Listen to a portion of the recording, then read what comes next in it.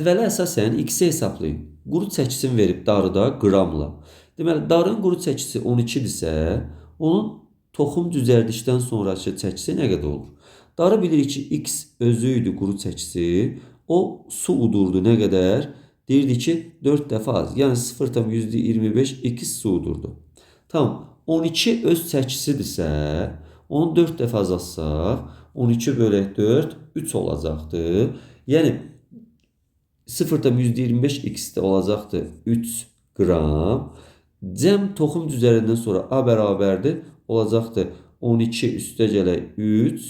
12 üstə gələk 3 bərabərdir 15 qrama. Tamam. A bərabərdir 15 qrama. Burada da A verdiyi üçün bu da 15'e bərabərdir. Biz indi nəyi tapırıq? Deyir x'i hesablayın. X burada qarğıdalının qabağındadır. Və qarğıdalının çəkisini tapmaq istəyirik, quru çəkisini.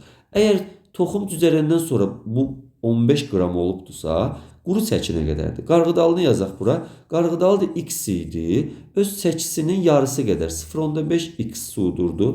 Bərabər də olurdu 1,5 x. 1,5 x'imiz dedik ki 15 qramdırsa, buradan x'i tapırıq. X olurdu 10, udduğu su da olurdu 5. Tamam, bizdən nəyi soruşur? Quru çəkini. Quru çəki budur. Qarğıdalın özünün quru çəkisidir. Bu udduğu suyudur. Bu da düzəlmiş çəkisidir. Ona görə də bizdən deməli x'i soruşur, quru çəkini və biz 10 olaraq qeyd edirik.